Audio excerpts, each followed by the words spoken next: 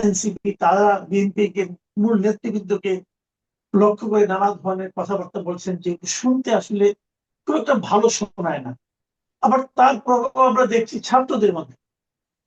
তাদের যে দুটো স্টুডেন্ট অর্গানাইজেশন আছে, ছাত্র দল অথবা ইসলামিক ছাত্র শিবির, তাদের মধ্যে রীতিমতো মারদাঙ্গা একটা অবস্থান মুখোমুখি।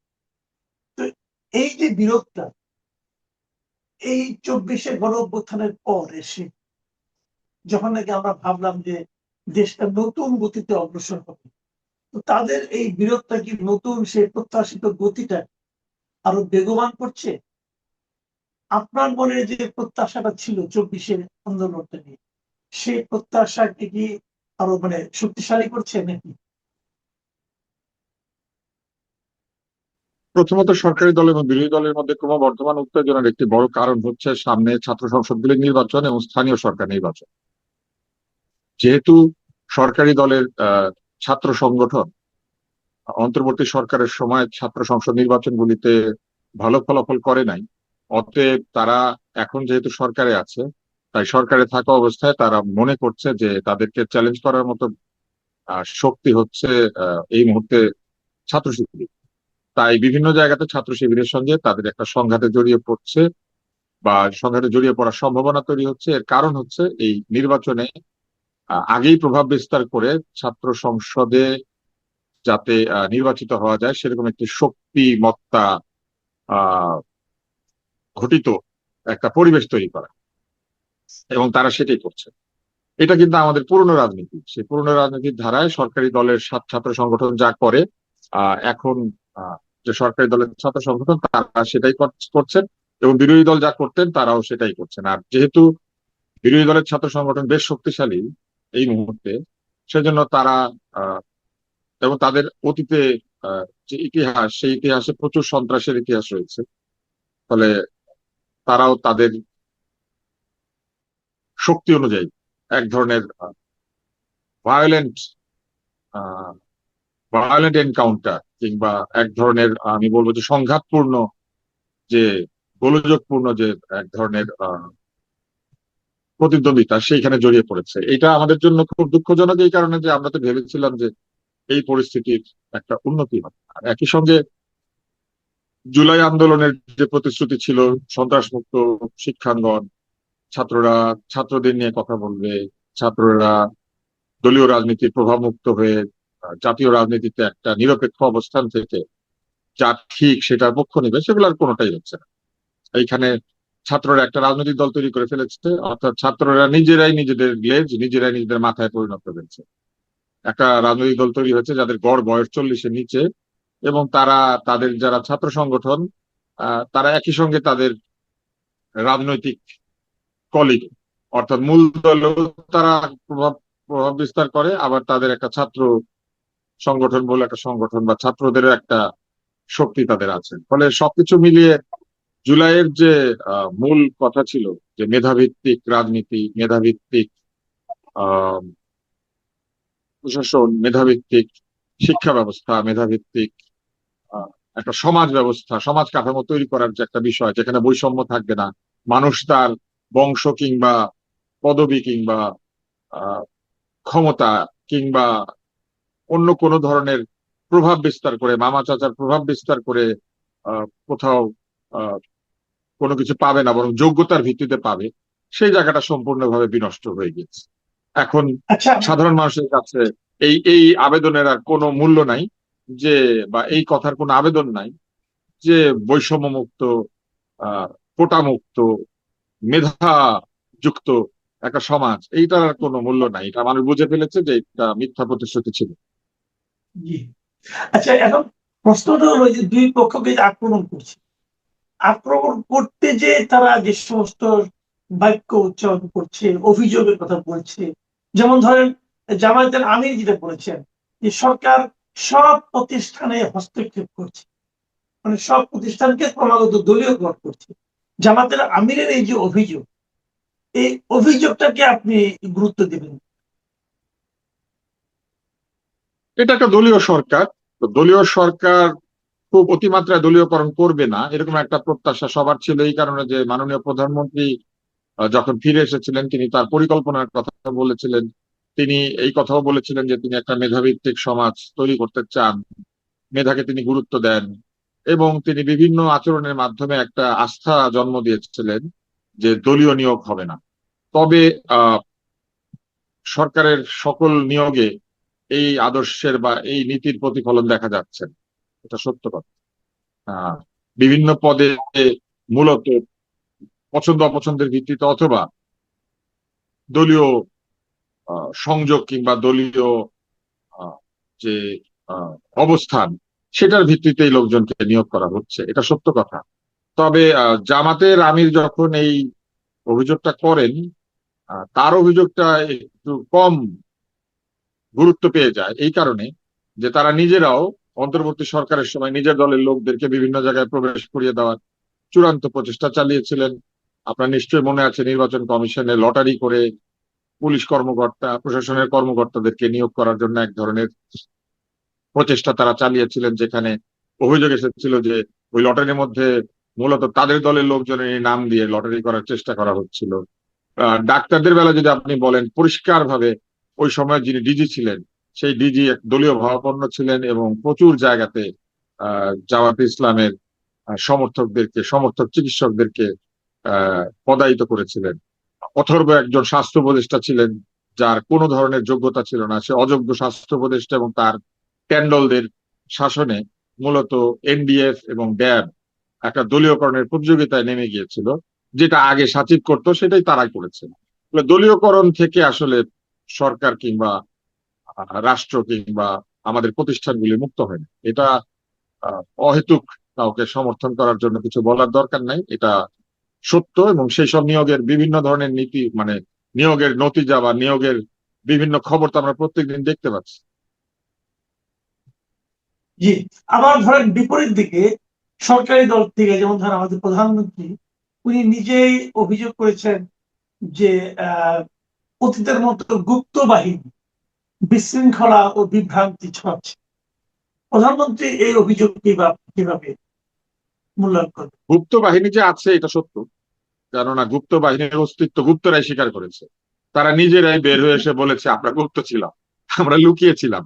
তো নিজেরাই যখন গুপ্ত থেকে বের হয়ে এসে বলেছে আমরা লুকিয়েছিলাম, আমরা গণরুমে ছিলাম বলে ছাত্রলীগের সাথে মিছিল করেছি, আমরা জয় বাংলা বলেছি, আমরা মুজিবের নামে স্লোগান দিয়েছি, আমরা নেচে নেচে বিজয় উদযাপন করেছি, এমনকি 2024-এর যে নির্বাচন, সেইখানে আমরা দেখেছি নির্বাচন চলাকালীন এবং তার পরবর্তী সময় বর্তমান যে ডাকসু ভিপি সে নেচে নেচে স্লোগান দিচ্ছে। আমরা নাহিদ ইসলামের কণ্ঠে মুজিবের বাংলায় বৈষম্যের ঠাঁই নাই সেই স্লোগান শুনেছি। সার্জিসার হাসনাত তো সরাসরি ছাত্রলীগের সাথে যুক্ত ছিল। ফলে এই গুপ্ততা যে একটি সত্য, এটা তো অস্বীকার করা যাবে না। তবে গুপ্ত বাহিনী বিভ্রান্তি ছড়াচ্ছে অতীতের মতোই এইখানে একটা ছোট্ট ফ্যালাসিয়াস ঘটনা ঘটেছে। অতীতে যদি গুপ্ত বাহিনী বিভ্রান্তি ছড়িয়ে থাকে তাহলে তারা কার নামে বিভ্রান্তি ছড়িয়েছিল? তারা ছড়িয়েছিল হাসিনার নাম। তারপরে যদি আবার বিভ্রান্তি ছড়িয়ে থাকে, কার নামে ছড়িয়েছিল? বিএনপি এবং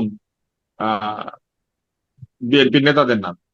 তাই এই অভ্যাস যদি তারা বলবৎ রেখে থাকে তাহলে তো বলতে হবে যে তারা সকল সময় বিভ্রান্তি ছড়ায় এবং বিভ্রান্তির মাধ্যমেই তারা তাদের উদ্দেশ্য হাসিল করে।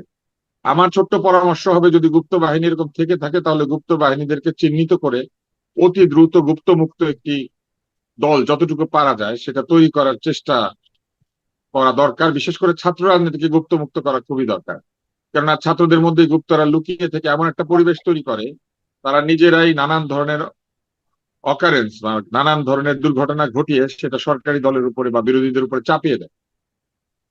এই ঘটনা থেকে আমার মনে হয় যে সাধারণ মানুষকে রক্ষা করার জন্য এই গুপ্তদেরকে চিহ্নিত করা খুবই জরুরি। তবে গুপ্ত বাহিনী আছে, এই ব্যাপারে কোনো সন্দেহ নাই। আচ্ছা, আমি আরেকটা প্রসঙ্গ একটু আলোচনা করতে চাই আপনার সঙ্গে।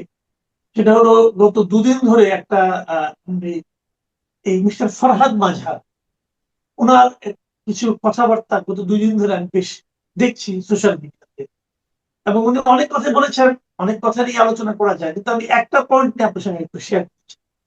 সেখানে উনি বলেছেন, এই যে যারা ছাত্র নেতা ছিল আন্দোলনের সময় 24-এ, তারা মার্কিন যুক্তরাষ্ট্রের যে দূতাবাস আছে, মার্কিন দূতাবাস ঢাকাস্থ, তাদের একটা সেফ হাউসে ছিল এবং সেখানে থেকে তাদেরকে নানাভাবে প্রভাবিত করা হয়েছে আন্দোলনটাকে এক দফার আন্দোলনে রূপান্তরিত করার জন্য।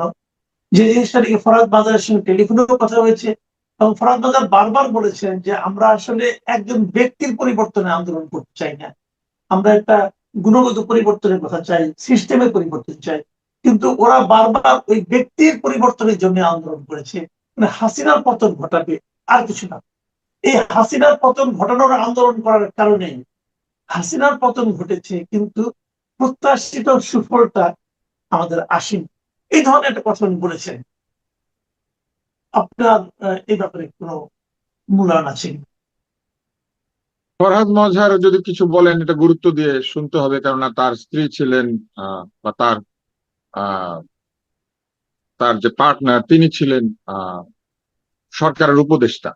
ফলে ফরহাদ মজহার পারিবারিক ভাবে এই অন্তর্বর্তী সরকার যেটি মাত্র চলে গিয়েছে সেই ইউনূস সরকারের সুবিধাভোগী ছিলেন এবং ইউনূস সরকারের উপদেষ্টা ছিলেন। ফলে ফরহাদ মজহারের সঙ্গে আন্দোলনকারীদের একটি সুসম্পর্ক ছিল বলে আমরা জানি। একাধিক আন্দোলনকারী তরুণ বলেছেন তারা ফরহাদ মজহারের রাজনৈতিক পাঠদান বা রাজনৈতিক যে শিক্ষা সেই শিক্ষা পাঠচক্রে তারা অংশ নিয়েছেন। ফরহাদ মজহারের একটি প্রভাব যারা ইসলামপন্থী তাদের উপরও ছিল বলে আমরা দেখেছি। ফলে ফরহাদ মজহার যদি বলেন যে এরকম সেফ হাউস ছিল কিংবা অন্য যে কোনো কিছু তিনি যদি বলেন, সেটাকে একটা সাক্ষ্য হিসেবে নিতে হবে, কেননা তিনি মিথ্যা বলছেন।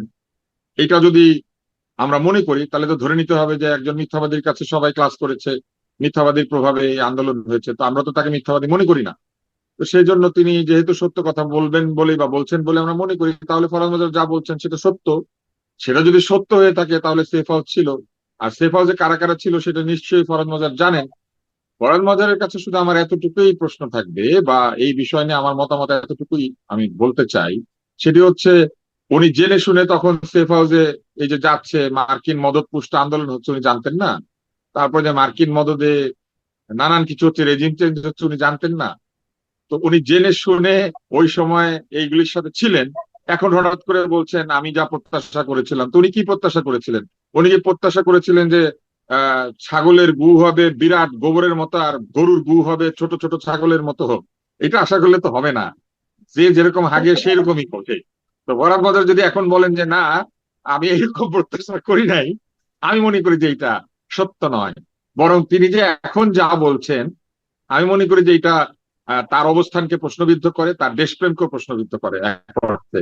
কারণ উনি যদি দেশপ্রেমিক হয়ে থাকেন, উনি এক আধিপত্যের বদলে আরেক আধিপত্যের সেফ হাউসে ঢুকে আন্দোলন হচ্ছে আর উনি চেয়ে চেয়ে দেখলেন তুমি চলে গেলে। তাহলে একটা গান আছে না, আমার বলার কিছু ছিল না, চেয়ে চেয়ে দেখলাম তুমি চলে গেলে, তুমি চলে গেলে। তো উনি তখন চেয়ে চেয়ে দেখছিলেন? উনি কি ভানুর সেই কৌতুকের মতো উনি বসে বসে দেখছিলেন দেখি না কি করে, দেখি না কি করে? আপনার নিশ্চয়ই ছোটবেলায় কৌতুকটা শোনা জি। আছে। চোর ঢুকেছে বাড়িতে, চোর এটা নিচ্ছে ওইটা নিচ্ছে সেটা নিচ্ছে, আর বারবার গৃহকর্তাকে প্রশ্ন করা হচ্ছে আপনি তখন কি করছিলেন, বলে আমি ছিলাম দেখি না কি করে। তো এই যে দেখি না কি করে, দেখি না কি করে যদি ফরহাদ মজহার পড়ে থাকেন, আর এখন যদি এটা নিয়ে উনি আহ এক ধরনের হতাশা প্রকাশ করেন, আমি বলবো যে এটার জন্য বরং ওনাকে জবাবদিহি চাওয়া উচিত যে উনি কোন আধিপত্যের বদলে কোন আধিপত্য এনে হাজির করেছেন, অথবা এক অধিপতির বদলে আরেক অধিপতির কোলে চড়েছে, সেগুলো তার চোখের সামনে হয়েছে, তরুণরা নষ্ট হয়েছে কেন?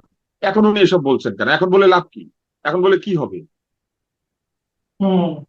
আচ্ছা, আমি একদম শেষ প্রসঙ্গে চলে আসি। আপনি জানেন যে এর মধ্যে আহ, গত 5 আগস্ট ভারতে শেখ হাসিনার বক্তব্য দেওয়াকে কেন্দ্র করে বাংলাদেশের সঙ্গে ভারতের এক ধরনের টানাপোড়েন তৈরি হয়েছে।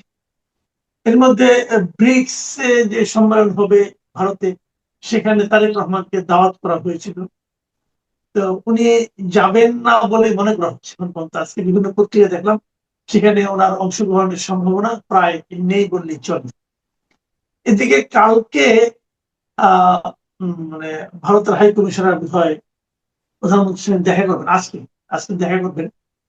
এবং সাক্ষাৎ করে ভারতের হাই কমিশনার বলছেন যে দুই প্রধানমন্ত্রীর সঙ্গে যদি সাক্ষাৎ হয় তাহলে অনেক সমস্যার সমাধান হয়ে যাবে। তো অন্তর্বর্তীকালীন সরকারের মধ্যে আমাদের মধ্যে কিছু সমস্যা ছিল, তৈরি হয়েছিল, কিন্তু সমাধানটা তো জরুরি। তো আবার আমাদের স্বরাষ্ট্রমন্ত্রী বলছেন ভারতের উদ্দেশ্যে যে আপনারা হাসিনা কার্ড খেলবেন আর আমাদের সঙ্গে সম্পর্কে উন্নয়নের কথা বলবেন, দুটো তো একসঙ্গে হয় না। তো ভারতের সঙ্গে আমাদের সম্পর্কটা কোন দিকে যাচ্ছে?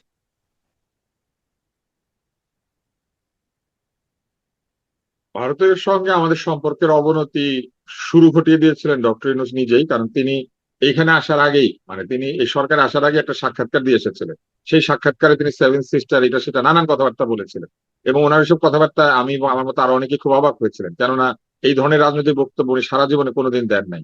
বরং উল্টা ভারতে ক্ষুদ্র ঋণ প্রচলন করার জন্য তিনি প্রবল প্রচেষ্টা চালিয়েছেন, এবং ভারতে তার অনেক অনুসারীও আছে, তার ক্ষুদ্র ঋণ এবং সোশ্যাল বিজনেসের অনুসারী। ফলে সেই লোক হঠাৎ করে সেভেন সিস্টার টেস্টার নিয়ে যখন কথা বলে ফেললেন, তখনই কিন্তু সম্পর্কের অবনতির সূচনা হলো। তার সঙ্গে দিল্লি না ঢাকা স্লোগান, তার সঙ্গে গলা চিপানা, চিকন গলা কি যেন একটা আছে, সেটা আলাদা করে ফেলবো, হ্যান করবো, ত্যান করবো, এইসব বিরাট বিরাট কথা বলা হলো।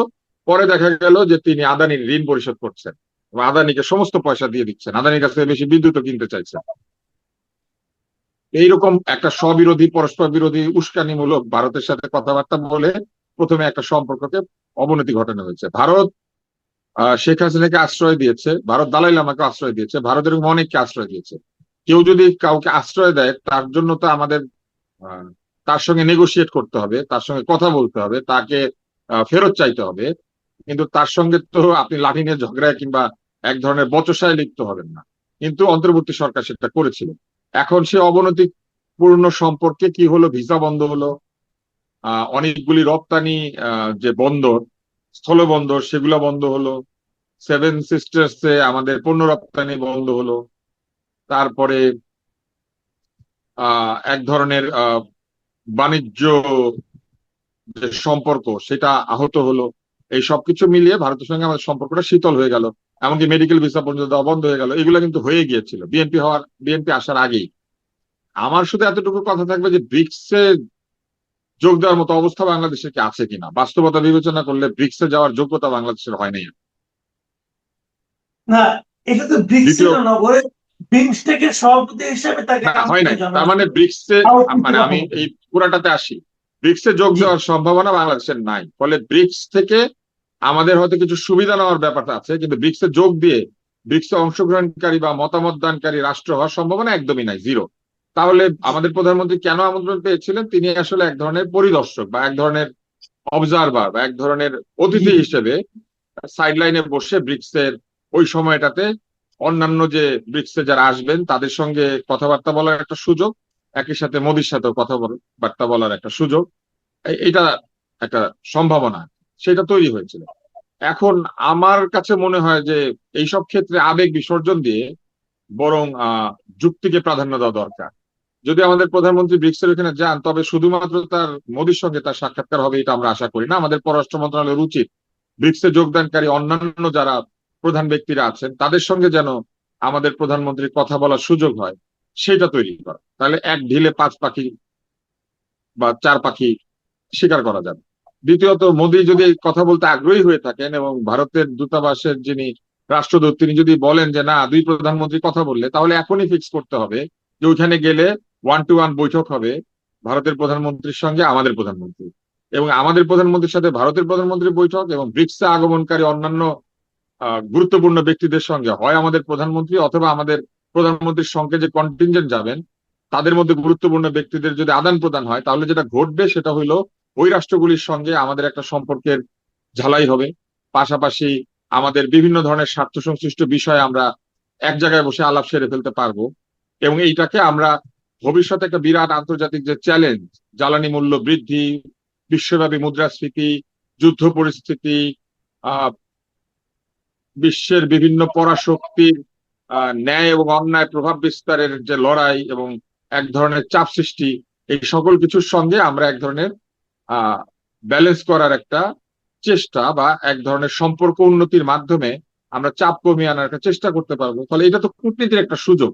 সেই কূটনীতির সুযোগ কোনো আবেগজনিত কারণে হারানো উচিত না। কারণ বাংলাদেশের সঙ্গে ভারতের সীমান্ত গন্ডগোল থাকবে, এটা কিন্তু যাবে না। এটা বড় রাষ্ট্রের সঙ্গে ছোট রাষ্ট্রের সবসময় সীমান্তে গন্ডগোল থাকে। আমেরিকার সাথে মেক্সিকোর সীমান্তের গন্ডগোল শেষ হয় নাই, উল্টা কানাডার সাথে শুরু হয়েছে, উরুগুয়ের সাথে ব্রাজিলের কিংবা অন্যান্য যে উরুগের যে যারা সীমান্তবর্তী রাষ্ট্র আছে, আহ, উরুগুয়ে এবং আর্জেন্টিনা, আহ, এদের যে একটা এক ধরনের সংঘাত আছে, এটা কিন্তু শেষ হয় নাই। এরকম সংঘাতপূর্ণ সীমান্ত ভারতের সাথে চীনের আছে, শেষ হয় নাই। পাকিস্তানের সাথে ভারতের আছে, শেষ হয় নাই। পাকিস্তানের সাথে আফগানিস্তানের আছে, শেষ হয় নাই। তো সীমান্ত সংঘাত জনিত কারণে বা সীমান্তের ঘটনার কারণে আহ কোনো আবেগজনিত সিদ্ধান্ত নেওয়া উচিতই না। এইবার হচ্ছে শেখ হাসিনার ওইখানে অবস্থান, এই অবস্থান অন্তর্বর্তী সরকারের সময় থেকে হয়ে আসছে এবং তার ব্যাপারে ভারতের অবস্থান মোটামুটি আমরা এখন বুঝতে পারি। অতএব শেখ হাসিনাকে আনার যদি কোনো চেষ্টা করতে হয়, সেটাও সেখানে গিয়ে দুই প্রধানমন্ত্রীর আলাপের মধ্যে এই প্রসঙ্গটা। সাবেক প্রধান সিনিয়র জার্নালিস্ট এবং পডকাস্টার সাবি মুস্তফা। সাবি মুস্তফা, আপনাকে স্বাগত জানাচ্ছি আমাদের অনুষ্ঠানে। সঙ্গত কারণেই আমাদেরকে আলোচনা করতে হচ্ছে আবারও সেই ভারত বাংলাদেশ ইস্যুতে, বিশেষ করে শেখ হাসিনা যে সংবাদ সম্মেলনে উপস্থিত ছিলেন এবং বিভিন্ন প্রশ্নের উত্তর দিলেন, সেটা নিয়ে ভারত বাংলাদেশের মধ্যকার সম্পর্ক আমরা উপরিভাগ থেকে দেখছি, সারফেসটা যা দেখা যাচ্ছে যে আরো তিক্ত পর্যায়ে পৌঁছেছে, একটা অবিশ্বাসের দুরাচলে ভুগছে। এবং এর মধ্য দিয়ে আমরা কোনো কোনো গণমাধ্যমে দেখছি যে আগামী সেপ্টেম্বরের 12 এবং 13 তারিখে ব্রিক্সে যে সম্মেলনে আমন্ত্রণ জানানো হয়েছিল সেটিও প্রায় অনিশ্চিত, কোনো কোনো গণমাধ্যম দাবি করছে। এই অবস্থায় এসে আসলে ভারত বাংলাদেশের সম্পর্কটা কি আপনার কাছে মনে হচ্ছে, আপনি নিজেও মনে করছেন যে আরো এক ধরনের গভীর অনিশ্চয়তার মুখে পড়লো? দেখুন, ভারত বাংলাদেশ সম্পর্ক তো গত 2 বছর ধরে অনিশ্চয়তার মধ্যে দিয়ে চলছে। ভারতের সাথে সম্পর্ক কখনোই ভালোর দিকে যাচ্ছিল না, এবং নরেন্দ্র মোদী একটা উদ্যোগ নিয়েছিল তাকে আমন্ত্রণ জানিয়ে, কিন্তু সেই আমন্ত্রণটা গ্রহণ না করে তারেক রহমান আগের যে শীতলতা, সেই শীতলতাটাই বজায় রেখেছে। এবং এখন একটা নতুন একটা জটিলতা সৃষ্টি হয়েছে, আমি বলবো এই খারাপ সম্পর্কের মধ্যেও নতুন একটা জটিলতা সৃষ্টি হয়েছে। এটা কি জটিলতা নাকি অজুহাত, এটাকে ইউজ করা হচ্ছে কোনটা আসলে? হ্যাঁ, এটা একটা ভালো প্রশ্ন। কারণ বাংলাদেশের সাথে ভারতের যত বিষয় আছে আলোচনার, যেমন গঙ্গা নদীর পানি বন্টন চুক্তি, তিস্তার পানি বন্টন চুক্তি, সীমান্ত বাণিজ্য বাণিজ্য, তারপরে সীমান্ত হত্যাকাণ্ডের ঘটনা নিয়ে আলোচনা অবশ্যই করতে হবে। নানান নানান বিষয় আছে, ভারতের জন্য অনেক বিষয় আছে, সীমান্ত নিরাপত্তা, ট্রানজিট ইত্যাদি, ট্রান্সশিপমেন্ট, এগুলো নিয়ে অনেক আলোচনার ব্যাপার আছে। তো দুই দেশের জন্য কিন্তু গুরুত্বপূর্ণ ইস্যু আছে, যে ইস্যুগুলো আপনি সম্পর্ক বজায় রেখে আলোচনা না করলে সেই ইস্যুগুলার সমাধান হবে না। কিন্তু বাংলাদেশ এই হাসিনা ইস্যুটাকে এমনভাবে ব্যবহার করছে যেন এই হাসিনা ইস্যুটাই হচ্ছে আসল ইস্যু দুই দেশের মধ্যে। এবং ভারতও মনে করছে যে হাসিনাকে তারা এই মুহূর্তে, যেটা আমি বুঝতে পারছি, যে তারা হাসিনাকে বিসর্জন দিতে চাচ্ছে না, তাকে ছুঁড়ে ফেলে দিবে না। কারণ হাসিনা অনেক দিন ধরে ভারতের একজন পরীক্ষিত বন্ধু ছিল, এবং কাজেই তারা বিশ্বকে জানাতে চায় না যে আপনি ভারতের বন্ধু হতে পারেন আজকে, কালকেই আমরা আপনাকে বাসের তলায় ছুঁড়ে ফেলে দিব। এটা তো ভারতের ভাবমূর্তির জন্য একদমই ভালো হবে না। কাজেই ভারত হাসিনাকে অনেক বিধিনিষেধের মধ্যে রেখেছে। আপনি দেখছেন তো যে তিনি কোনো অনুষ্ঠানে সশরীরে উপস্থিত হচ্ছেন না, কোনো অনুষ্ঠানে তিনি ভিডিওর মাধ্যমে যোগ দিচ্ছেন না। তো এগুলো কেন? এগুলো আমার মনে হয় ভারতের দিক থেকে কোনো বিধিনিষেধ আছে, কিন্তু ভারত তার কণ্ঠ একদম রোধ করতেও চায় না। তিনি একজন রাজনীতিক, তিনি রাজনীতিতে সক্রিয়, কাজে তাকে কিছুটা রাজনীতিক এবং দেশের ভেতরে দেশের ব্যাপারে কথাবার্তা বলার অধিকার ভারত তার অতিথি হিসেবে তাকে দিচ্ছে। তো এখন বাংলাদেশ এটাকে কতটা ব্যবহার করবে, যে এই ইস্যুটা সলভ না হলে আমি কিছু করব না। এখন ভারতের জন্য তো সবচেয়ে ভালো হয় যে হাসিনা বাংলাদেশে চলে যাক, চলে গিয়ে তাকে গ্রেফতার হোক, কারাগারে যাক, আইন প্রক্রিয়ার মাধ্যমে সে তাকে নিজেকে নির্দোষ প্রমাণ করার চেষ্টা করুক, এবং তারপরে যা হবার হবে। এবং হাসিনাও কিন্তু সেটাই বলছে যে সে ডিসেম্বরে দেশে ফিরে যাবে। এখন বাংলাদেশ সরকারই নানান কথা বলছে যে এবং একটা চল আছে যে তাকে দেশে ফিরতে দেওয়া হবে না, বা ফিরলেই তাকে ধরেই ফাঁসিতে ঝুলাই দেওয়া হবে। তো এইসব কথা বলে তো পরিস্থিতি আরো ঘোলাটে করা হয়। তো এখন যদি হাসিনা দিল্লিতে বসে রাজনীতি করাটাই যদি সমস্যা হয়, তাহলে হাসিনা ফিরে আসুক, ফিরে এসে এখন আইন প্রক্রিয়ার মধ্যে দিয়ে তার যা হবার হোক। এবং হাসিনা যদি সেটাই করতে রাজি হন, তিনি ডিসেম্বর বলেছেন, অনেকে বলছে ডিসেম্বর কেন, এখনই কেন আসেন না? ডিসেম্বর বলছেন কারণ একটু সময় লাগবে, অনেক কিছু প্রস্তুতি আলোচনার বিষয় আছে। সো হুট করে তো উনি প্ল্যান করে চলে আসতে পারবেন না। কাজে যারা বলছে তিনি আজকে চলে আসছেন না কেন, তারা জেনেই বলছে যে এগুলো সম্ভব না। হুম, হুম। জাস্ট বলার জন্য বলা আর কি। সো এটা একটা সমাধান হাসিনাই দিয়েছে, যে তার সমস্যার সমাধান বাংলাদেশ ভারতের মধ্যে যে যদি সেই একটা সমস্যা হয়, তার সমাধান হচ্ছে তিনি চলে যাক, বাংলাদেশেই চলে যাক। তিনি সমস্যার সমাধান দিয়েছেন। এখন বাংলাদেশের সরকারের উচিত হবে ভারতের সাথে কাজ করা, যে ঠিক আছে আমরা কিভাবে হাসিনাকে ফিরিয়ে এনে আইনগত প্রক্রিয়ার মধ্যে দিয়ে তার যে বিরুদ্ধে যেসব অভিযোগ সেগুলোর নিষ্পত্তি করব। না, এখানে তো একটা নাটক আছেই। আমরা সরকারের পক্ষ থেকে তো নানান ধরনের বক্তব্য, পরস্পর বিরোধী বক্তব্য, প্রতিক্রিয়া ইত্যাদি ইত্যাদি দেখলাম। এবং আহ, সরকারের জন্য বিব্রতকর হতে পারে, পরিস্থিতি বেসামাল হয়ে উঠতে পারে, শেখ হাসিনা ফিরলে এরকম নানান ধরনের সংশয় সন্দেহ তো আছেই। তো এটা মোটামুটি পরিষ্কার, এবং সরকার এক ধরনের উৎকণ্ঠা বা ভয়ের মধ্যে আছে, এটা অনেকেই বলছেন। আমার প্রশ্ন হচ্ছে যে সেদিন সেদিন আমাদের স্বরাষ্ট্রমন্ত্রী সালাউদ্দিন আহমেদ সাহেব একটি শব্দ ইউজ করেছেন, ভারত যদি হাসিনা কার্ড ব্যবহার করতে চায় তাহলে ভারত বাংলাদেশের সম্পর্ক নিয়ে নতুন করে ভাবতে হবে। এখন এই হাসিনা কার্ডটা আসলে কারা ব্যবহার করছে? ভারত ব্যবহার করছে, নাকি বাংলাদেশ ব্যবহার করছে, নাকি দুই দেশই ব্যবহার করছে? এখন এই হাসিনা কার্ড শব্দটা কিছু সাংবাদিক ব্যবহার করেছেন, যে এই ঘটনার প্রেক্ষিতে যে ভারত যে হাসিনাকে সংবাদ সম্মেলন করতে দিল, সংবাদ সম্মেলন ছিল না, একটা ভাষণ ছিল, এরপরে হয়তো হুম, হুম, দুই একটা প্রশ্নের জবাব তিনি দিয়েছেন। বেশিরভাগ প্রশ্নের জবাব তার ছেলে হুম, হুম, সজীব ওয়াজেদ দিয়েছেন।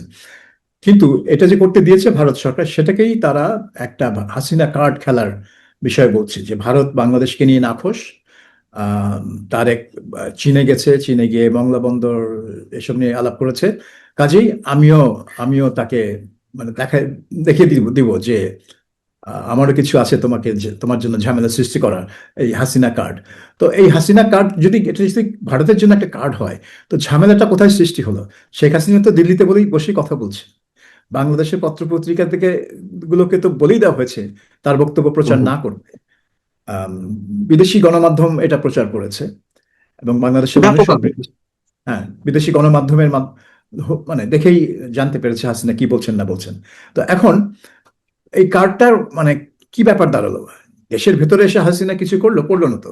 তাহলে ভারত ভারত এটা তো এমন কার্ড না যে হাসিনাকে কথা বলতে দিলেই বাংলাদেশের ভিতরে অনেক গন্ডগোল লেগে যাবে, সরকার বেকায়দায় পড়ে হুম, যাবে, হুম। সেটা তো না। সরকার বেকায়দায় পড়লো কিভাবে? যদি হাসিনা দিল্লিতে বসে চারটা কথা বলে, কিভাবে সরকার বেকায়দায় পড়ে?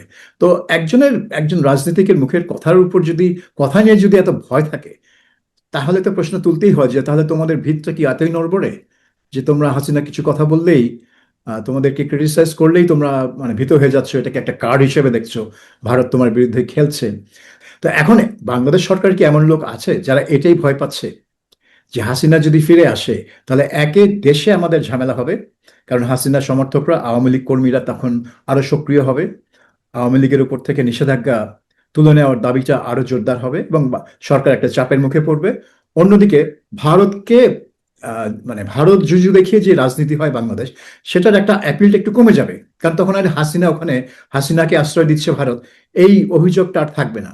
কাজে এটাও একটা থাকতে পারে যে বাংলাদেশ সরকারের মনে করছে যে, ভেতরে কেউ কেউ হয়তো মনে করছে যে হাসিনা ইস্যুটা সমাধান হয়ে গেলে তারা নিজের একটা কার্ড হারাবে, অভ্যন্তরীণ রাজনীতির জন্য একটা কার্ড। এটা ভারতের সাথে রাজনীতির জন্য কার্ড না, এটা অভ্যন্তরীণ রাজনীতির একটা কার্ড, যে ওই দেখো ভারত এই পলাতক আসামিকে আশ্রয় দিয়েছে, এই দেশের সাথে কি করে আমরা ভালো সম্পর্ক করব? তো ওই কথাটা আর বলতে পারবে না, কারণ ভারত হাসিনা তো চলে এসছে। তো এটা হতে পারে না, দলের উল্টো ভেতর দিক থেকে, থেকে যদি সরকারের বলি, ভেতর। যে উল্টো দিক থেকে যদি যদি প্রশ্ন করি যে আহ ভারত ইস্যু তো বাংলাদেশের অভ্যন্তরে এটিকে কার্ড হিসেবে ইউজ করা হচ্ছে। এখন ভারতকে পাশ কাটিয়ে এক ধরনের আহ পথ চলার চেষ্টা, আগে চীন, মালয়েশিয়া হয়ে চীন, তারপরে চীনের সাথে নানান ধরনের চুক্তি, এদিকে যুক্তরাষ্ট্রের সাথে তো নানান ধরনের বিতর্কিত চুক্তি হয়েই আছে। তো আহ অভ্যন্তরীণ রাজনৈতিক চাপের কারণে ভারতের সাথে, যেহেতু ভারত বিরোধী এক ধরনের জুজুর ভয় আছে, রাজনীতি তো আছেই, এই জায়গা থেকে সেটিকে কেন্দ্র করে ভারত থেকে দূরে থাকার চেষ্টা, এমনটিও মানে ব্যবহার করা হচ্ছে কিনা এই কার্ডকে? এই মুহূর্তে মনে হচ্ছে যে সরকার সম্পর্কটা একদম বিচ্ছিন্ন করে ফেলছে, এবং এটা কোনো মতেই মানে বাংলাদেশের জন্য ভালো হতে পারে না, ভারতের জন্য ভালো হবে না, কারণ বাংলাদেশ ভারতের জন্য একটা গুরুত্বপূর্ণ প্রতিবেশী, নানান দিক থেকে, রাজনৈতিক দিক থেকে, নিরাপত্তার দিক থেকে, অর্থনৈতিক দিক থেকে, চতুর্দিক থেকে এটা একটা গুরুত্বপূর্ণ দেশ বাংলাদেশ। কাজেই ভারতও চাইবে না বাংলাদেশের সাথে সম্পর্ক ছিন্ন করে ফেলতে। কেউ সেটা চায় না, কিন্তু মানে কেউ উদ্যোগ নিচ্ছে না যে এটাকে, এই যে সম্পর্কে যে চিড় ধরেছে সেটাকে মেরামত করার। এবং এই হাসিনা হয়ে গেছে একটা অজুহাত, আপনি যেটা একটু আগেই বললেন, কার্ড না অজুহাত। হাসিনা হয়ে গেছে একটা অছিলা, এই যে হাসিনার কারণে এটা হচ্ছে না। কিন্তু হাসিনার কারণে হচ্ছে না, এটা এটা মানা খুব ডিফিকাল্ট। হাসিনা আছে দিল্লিতে, তাতে আপনাদের কি ক্ষতি হচ্ছে? কোনো ক্ষতি হচ্ছে না। হাসিনা ফিরতে চায় বাংলাদেশে, আপনারাও সেটাই চান, তাহলে সেটা আপনি কেন ফ্যাসিলিটেট করছেন? আচ্ছা ঠিক আছে, হয়ে যাক, সমস্যা যদি এটাই হয় সমাধান হয়ে যাক, আমরা তখন বাংলাদেশ এবং ভারত তাদের আসল সমস্যা নিয়ে আলোচনা শুরু করতে পারে। আসল যে সমস্যাগুলো আছে দুই দেশের মধ্যে, সেগুলো নিয়ে তখন তারা সমাধান আলোচনা করতে পারে। হাসিনা আসল সমস্যা না, হাসিনা হচ্ছে একটা উপলক্ষ হয়ে দাঁড়িয়েছে।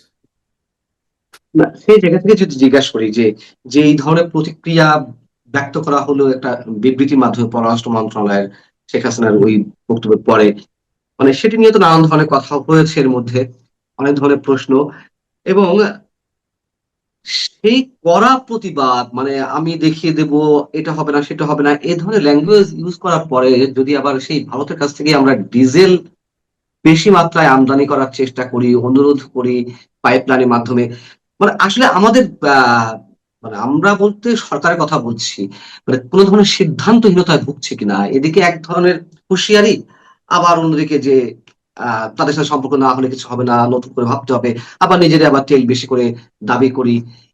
এইগুলো বলতে গেলে হয়তো অনেকে মনে করবেন যে আমরা ভারতের দাবিদারি করছি কিনা, কিন্তু বাস্তবতার জায়গা থেকে এগুলো পুঙ্খানুপুঙ্খ বিশ্লেষণ করতে হচ্ছে।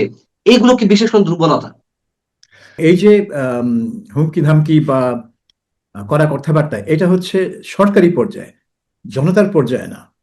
সো সরকার মনে করছে যে হাসিনা ইস্যুটা দিয়ে মানে হাসিনাকে নিয়ে ভারত খেলা করছে, সো আমি একটা কড়া বার্তা দিব, যাতে সে মনে করে যে নিয়ে হাসিনাকে এই ধরনের সুযোগ সুবিধা দিলে বাংলাদেশের সাথে সম্পর্ক আবার গড়া যাবে না, এবং ভারত সুর করে আবার ফিরে এসে আমার সাথে সম্পর্ক করবে। এখন ভারত হয়তো করবে, ভারত হয়তো একটা দূত পাঠাবে বাংলাদেশে, কারণ এই যে ব্রিক্সের যে সম্মেলনে তারেক রহমানকে আমন্ত্রণ জানানো হয়েছে, যে আমন্ত্রণ এখনো তারেক রহমান গ্রহণ করেননি। তো নর্মাল নিয়ম হচ্ছে এই ধরনের কনফারেন্সে কাউকে আমন্ত্রণ জানালে তখন ওই যে স্বাগতিক দেশ তাদের কোনো একটা দূত গিয়ে আমন্ত্রণ পত্রটা দিয়ে আসে, জি। এবং মানে মৌখিকভাবেও আমন্ত্রণটা জানায়। এটা একটা মানে রীতি আছে। তো সেই রীতি অনুযায়ী ভারত সেটা করতেই পারে, এখনো সেটা হয়নি। এরকম কোনো দূত এসে তারেক রহমানকে আমন্ত্রণ পত্র দিয়ে যায়নি।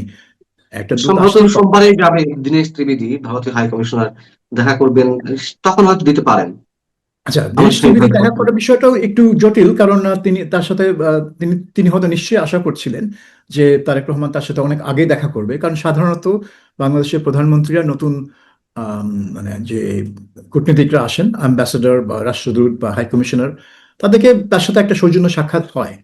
ওই রাষ্ট্রদূতের যখন তার পরিচয়পত্র পেশ করে প্রেসিডেন্টের কাছে, তারপরে বেশি দিন সময় লাগে না। কিন্তু দীনেশ ত্রিবেদীকে বাংলা সরকার অনেকদিন ধরে অপেক্ষা করিয়েছে। এটা এক ধরনের সিগন্যাল, এবং ভারত এই সিগন্যালটাকে একটা নেতিবাচক সিগন্যাল হিসেবে নিচ্ছে। দীনেশ ত্রিবেদী কিন্তু অনেকদিন অপেক্ষা করেছেন তার পরিচয়পত্র পেশ করার জন্য, যতদিন লাগার কথা না তাকে অপেক্ষা করানো হয়েছে। সো বাংলাদেশ নানাভাবে ভারতকে এই ধরনের একটা কি বলে মানে নেতিবাচক সিগন্যাল দিচ্ছে, এবং সেটা ভারত খুব ভালোভাবে জানে। কিন্তু তারপরেও এই ব্রিক্স সম্মেলনে তারেক রহমানকে আমন্ত্রণ জানানো হয়েছে। এটা কোনো দ্বিপাক্ষিক সফর না, এটা একটা সম্মেলনে অংশ নেওয়ার আমন্ত্রণ। কাজেই এইখানে তারেক রহমান যদি এই ব্রিক্স সম্মেলনে না যায়, তাহলে কিন্তু ক্ষতিগ্রস্ত হবে বাংলাদেশই। এখানে কিন্তু ভারতের কিছু আসে যাবে না, কারণ তার মূল কনফারেন্স যেটা ব্রিক্সের যে শীর্ষ সম্মেলন সেটা হবে। এবং এই আউটরিচ প্রোগ্রামে যদি তারেক রহমান আসেন, তাহলে তার একটা সুযোগ থাকবে অন্যান্য দেশের সরকার প্রধানদের সাথে কিছু ইন্টারঅ্যাক্ট করার। হয়তো 5 মিনিটের আলাপ, সেটা তো তার পরিচিতি হবে, কিন্তু তিনি যদি না আসেন তাহলে তিনি এই সুযোগগুলো হারাবেন, তার ক্ষতি হবে, ভারতের কিছুই হবে না।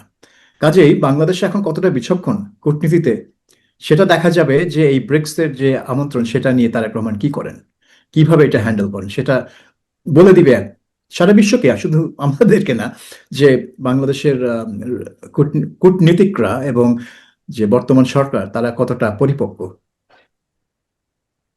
নিঃসন্দেহে সে একটা নেগেটিভ বার্তাই দিবে। আর ভারত বাংলাদেশের অভ্যন্তরীণ যে সম্পর্ক, সেটা তো সেটা কি আরো মানে আরো গভীর পর্যায়ে পৌঁছাবে অনিশ্চয়তার জায়গা থেকে আপনার মনে হয়, যদি না যায় এই সম্মেলনে? না মানে যদি তারেক রহমান যদি এই সম্মেলনে না যায় তাহলে এটা হবে আরেকটা সিগন্যাল ভারতের জন্য, এবং বাংলাদেশ মনে করবে যে এই সিগন্যাল দিয়ে আমি ভারতকে বোঝাচ্ছি যে তোমরা হাসিনাকে এত মানে যদি স্পেস দাও, এত যদি সম্মানের সাথে রাখো, তাহলে বা আমাদের সাথে তোমাদের কোনো সম্পর্ক থাকবে না। তো এই বার্তা দিয়ে বাংলাদেশ হয়তো আশা করছে যে ভারত এমন চাপের মধ্যে পড়বে যে তারা আগে যেটা বললাম যে সুরসুর করে এসে বলবে যে ঠিক আছে বাবা, আমরা তোমরা কি চাও বলো, আমরা শেখ হাসিনার মুখে তালা লাগিয়ে দিচ্ছি। কিন্তু সেটা হবার সম্ভাবনা খুব আছে বলে আমার মনে হয় না। কাজেই বাংলাদেশের অন্য স্ট্র্যাটেজি দেখতে হবে। এই স্ট্র্যাটেজি যদি কাজ না করে, ভারত যদি এসে শেখ হাসিনাকে মানে বন্দী হিসেবে প্লেনে তুলে না দেয়, তাহলে বাংলাদেশ কি করবে? সম্পর্ক ছিন্ন করবে? সেটা তো মানে অবাস্তব একটা আহ, মানে চিন্তা, যেখানে ভারত হচ্ছে আমাদের প্র্যাকটিক্যালি একমাত্র প্রতিবেশী। কারণ আমাদের সীমান্তের 4,000 কিলোমিটার জুড়ে হচ্ছে ভারত, আর মাত্র 270 কিলোমিটার জুড়ে হচ্ছে মিয়ানমার। কাজে মিয়ানমার একটা মানে প্রবলেম্যাটিক প্রতিবেশী, যার সাথে সারাক্ষণ একটা গন্ডগোল লেগেই থাকে। আপনি নিজেই যে প্রসঙ্গটি মাঝখানে তুলছিলেন যে শেখ হাসিনার বক্তব্য বাংলাদেশের মিডিয়ার এক ধরনের নিষেধাজ্ঞা, মানে আদালতের নির্দেশনার মাধ্যমে বাংলাদেশ কোনো মিডিয়া এলো না, এবং এটা এক ধরনের নিষেধাজ্ঞা অনেকে মনে করেন। নিশ্চয় আপনার মনে আছে যে যখন আজকের প্রধানমন্ত্রী তারেক রহমান সাহেব যখন লন্ডনে ছিলেন, তখন আওয়ামী লীগের সময়ও আদালতের মাধ্যমে এই ধরনের একটি নির্দেশনা দেওয়া হয়েছিল, নাকি ওটা নির্বাহী আদেশ ছিল না, আদালতের মাধ্যমে, যে হুম। তারেক রহমানের কোনো বক্তব্য প্রচার করা যাবে না গণমাধ্যমে। আমরা কিন্তু দেখছি তারপরও তারেক রহমান নিয়মিত দলীয় বৈঠকগুলোতে অনলাইনে যুক্ত হতেন, সেগুলো আবার গণমাধ্যমে আসতো, যে তিনি কি এই বিষয়ে কি বলেছেন, পার্টির সম্মেলন থেকে শুরু করে, পার্টি সুসংগঠিত করা থেকে শুরু করে আন্দোলন, সরকার বিরোধী নানান ধরনের কর্মসূচি, সব জায়গায় তিনি বক্তব্য দিতেন এবং সেগুলো পত্রিকাতে আসতো। আমার যদি ভুল না হয়ে থাকে, আমাদের মিডিয়াগুলোর মধ্যে, গণমাধ্যমগুলোর মধ্যে ছোট থেকে বড় একটা অস্বাভাবিক ঐক্যতান সৃষ্টি হলো, ঐকমত্য সৃষ্টি হলো। শেখ হাসিনার ওই বক্তব্য বাংলাদেশের কোনো গণমাধ্যমে আমার চোখে অন্তত পড়েনি। এটা আমার কাছে মনে হয়েছে স্মরণকালের ইতিহাসে এটি রেকর্ড, মানে গণমাধ্যম বেশ সুর করে সরকারের এই নির্দেশনাটি বাস্তবায়ন করেছে। একজন সিনিয়র জার্নালিস্ট হিসেবে, এবং আপনাদের দেশ বিদেশের নানান ধরনের সাংবাদিকতা অভিজ্ঞতা আছে, সেই জায়গা থেকে কি অন্য কোনো দেশে এই ধরনের নিষেধাজ্ঞা জারি করা হয়, বা গণমাধ্যমগুলো সেগুলো শুনে? আর শোনা না শোনা সেটি বড় কথা নয়, এটি গণমাধ্যমের উপরে ডিরেক্ট হস্তক্ষেপ কিনা? আচ্ছা, এই মানে অন্য দেশের কথা বলার আগে বাংলাদেশের বেলায় জাস্ট দুইটা লাইন আমি বলি। যে জি। আপনার মনে আছে যে রয়টার্সকে যখন তিনি সাক্ষাৎকার দেন হুম, এবং বলেন যে ডিসেম্বরে দেশে ফিরবেন, সেই সাক্ষাৎকার বিভিন্ন পত্রিকায় প্রকাশ করা হয়েছিল। হুম, কিন্তু তারপরে সরকার থেকে একটা কড়া বার্তা দেওয়া হয় মিডিয়াকে যে ব্যবস্থা নেওয়া হবে, এবং এই ব্যবস্থা নেওয়া হবে এটা তারপরে যখন শেখ হাসিনা 5ই আগস্ট একটা অনুষ্ঠান করবেন বলে জানানো হলো, তখন কিন্তু এই ব্যবস্থা নেওয়া হবে এই কথাগুলো কিন্তু আরো জোর দিয়ে বলা হয়েছে। কাজেই বাংলাদেশের মিডিয়া এমনকি যে এক সময়কার বাঘ বলতে পারেন, হুম, মিডিয়ার হুম, যে হুম, হুম, সবচেয়ে শক্তিশালী হুম, বাঘ, আহ, আপনারা জানেন কারা, তাদেরও যে হুম, মানে তাদের দেখবেন যে তারাও কিন্তু এই সব এই হুমকিতে মানে তারা মেনে নিয়েছে সরকারের এই বিড়াল কর্তৃত্ব। হয়েছে। বিড়ালে পরিণত হয়েছে, এবং আপনি দেখেন তাদের সরকারি ভাষাই তারা ব্যবহার করে এখন। আহ, যাই হোক, জি। এটা আমি বেশি মানে স্থানীয় মিডিয়াকে কোনো বেশি কিছু বলতে চাই না। আহ, বিদেশি মিডিয়ার ব্যাপারে আমার একটা ঘটনার কথা মনে আছে যে 80 দশকে যখন ব্রিটেনের যে উত্তর আয়ারল্যান্ড প্রদেশ যেটা, সেখানে বিচ্ছিন্নতাবাদী মুক্তিকামী যে সংগঠন ছিল সশস্ত্র আইরিশ রিপাবলিকান আর্মি, তাদের অনেক তৎপরতা ছিল এবং বেশ মানে জোরে সোরে লড়াই চলছিল সেখানে ব্রিটিশ আর্মির সাথে। তখন এই আইরিশ রিপাবলিকান আর্মির যে রাজনৈতিক শাখা সিনফেইন, তার যে প্রধান জেরি অ্যাডামস, থ্যাচার সরকার থেকে বলা হয়েছিল মিডিয়াকে জেরি অ্যাডামসের কোনো বক্তব্য দেওয়া যাবে না, আচ্ছা। প্রচার করা যাবে না। তো বিবিসি কি করলো? জেরি অ্যাডামস হচ্ছে নর্দার্ন আয়ারল্যান্ডের জন্য একটা গুরুত্বপূর্ণ ব্যক্তিত্ব, তার বক্তব্য ব্রডকাস্ট করা যাবে না, এটা তো একটা অগণতান্ত্রিক কথা এবং এটা সংবাদপত্রের বা মিডিয়ার স্বাধীনতার উপর একটা হস্তক্ষেপ। কিন্তু যেহেতু এটা সরকারি আদেশ, তারা সেটা চ্যালেঞ্জ করতে পারবে কোর্টে। কিন্তু তার আগে কি করবে? তারা করলো কি, জেরি অ্যাডামস যখনই কোনো বক্তব্য দিতেন, সেই বক্তব্য তারা লিখিতভাবে নিয়ে কোনো একটা অভিনেতাকে দিয়ে পড়াতেন। সো আচ্ছা। জেরি অ্যাডামসের কণ্ঠ কখনোই প্রচার করা হতো না, কিন্তু তার বক্তব্য ঠিকই প্রচার করা হতো। তো তারা একটা পথ বার করলেন যে কিভাবে সরকারের এই নির্দেশ আমি পাশ কাটিয়ে যাব। সো সে তার জেরি অ্যাডামসের বক্তব্য প্রচার করার স্বাধীনতাও সে বজায় রাখলো, বিবিসি। আর একই সাথে সরকারও বলতে পারলো না যে তুমি আমার আদেশ অমান্য করে তার মানে হুম, হুম, হুম। বক্তব্য শোনাচ্ছ। পরে অবশ্যই সরকারকে বাধ্য হয়, মানে সরকার বাধ্য হতে হয় এই আদেশ তুলে নিতে, কারণ সব পত্রিকাই একটা পথ বের করে ফেলেছিল। সো যখন একটা আদেশ মিডিয়া সরকারি একটা আদেশকে স্টুপিড একটা আদেশ হিসেবে প্রমাণ করে, তখন সরকার চক্ষু লজ্জায় সেই আদেশ প্রত্যাহার করে। কিন্তু দুঃখের বিষয় হচ্ছে বাংলাদেশে কোনো মিডিয়া সেরকম মানে সেরকম ক্লেভারনেস নাই, সেরকম ইনোভেশন নাই যে আচ্ছা ঠিক আছে সরকার এটা বলছে, আমি অন্যভাবে এই স্টোরিটা কাভার করব, যাতে সরকার আমি বলতে পারি যে ঠিক আছে আপনার আদেশ ছিল এইটা করা যাবে না, আমি সেটা করিনি, কিন্তু আমি স্টোরিটা কাভার করবো, কারণ স্টোরিটা গুরুত্বপূর্ণ স্টোরি, এটা মানুষের জন্য প্রয়োজন, মানুষ এটা চায়। আমরা দেখলাম যে বিবিসি বাংলায় আপনার এই প্রেস কনফারেন্সের স্টোরিটা পুরোটা কাভার করেছে, মানে পুরো প্রেস কনফারেন্স না, একটা রিপোর্ট করেছে ওটা নিয়ে। সেই রিপোর্ট একটা ভিডিও স্টোরি, আপনি যদি বিবিসি বাংলা সাইটে গিয়ে দেখেন, 3 দিনে তার 20 লক্ষ ভিউ হয়েছে, 20 লক্ষ। এখন বিবিসি বাংলার 90% শতকরা 90% অডিয়েন্স হচ্ছে বাংলাদেশে, অর্থাৎ বাংলাদেশের মানুষের মধ্যে যে একটা আগ্রহ আছে শেখ হাসিনা কি বললো না বললো সেটা জানার, সেটা তো এই একটা উদাহরণেই প্রমাণিত হয়। এই জাস্ট একটা উদাহরণ। বিবিসি বাংলা তো বাংলাদেশের সবচেয়ে বড় মানে মিডিয়া না, অন্যান্য মিডিয়া, স্থানীয় মিডিয়া বিবিসি বাংলার চেয়ে বড়। সেইখানে যদি আপনার এটা হয়, আর তারপরে তো অনেক মানে অনেক মানে ইউটিউব এবং ফেসবুক সাইট এই অনুষ্ঠান সরাসরি প্রচার করছে, সেগুলো আপনি গুনে আপনি দেখবেন যে মানে মানে কোটি কোটি মানুষ এইটা লাইভ দেখেছে। কাজে লাইভ আগ্রহ 44 কোটি মানুষ, যে হুম, আমি জানলাম যে 44 কোটি মানুষ at the same time live উপভোগ করেছে। হ্যাঁ সেটা মানে সেটার হিসাবটা আমি দেখিনি, আমি সংখ্যাটা দেখেছি হুম, কিন্তু হুম। ওটার ব্রেকডাউন আমি দেখিনি যে কোন ঠিক। সাইটে কত হচ্ছে। আম, এখন ব্যাপারটা হচ্ছে যে তাহলে মানুষের মধ্যে আগ্রহ আছে, মানুষ মনে করে তার জন্য এটা গুরুত্বপূর্ণ, কিন্তু আপনি মিডিয়াকে বলছেন এটা তারা প্রচার করতে পারবে না। তখন মিডিয়ার উপর দায়িত্ব থাকে যে আমি এটা কিভাবে করতে পারি, সরকার নিষেধাজ্ঞা আমি অমান্য করব না, হুম। কিন্তু অমান্য না করেও আমাকে একটা পথ বার করতে হবে যাতে আমি মূল খবরটা দিতে পারি। তো তাহলে সেটা এখন এটাকে, ব্রিটিশ মিডিয়া জি, যেটা করেছিল থাচারের সময়। তাহলে আমরা এটাকে কি বলবো যে আমাদের গণমাধ্যমগুলো একেবারে দাসত্বমূলক চরিত্রে চলে গেছে, নাকি উল্টো ভয়ে বলবো যে সরকার পুরোপুরি নিয়ন্ত্রণ নেওয়াতে সফল হয়েছে, নাকি বলবো যে মিডিয়াগুলো সেলফ সেন্সরশিপের মধ্য দিয়ে যাচ্ছে, যে এত বেশি দরকার নাই, ঠিক আছে যা বলছে এটুকু করি। আর সেলফ সেন্সরশিপ বলতে বোঝাচ্ছে যে আপনি যেটা বললেন যে একটা বিকল্প পথ আপনাদের দেওয়ার চেষ্টা নিজেদের পক্ষ থেকে।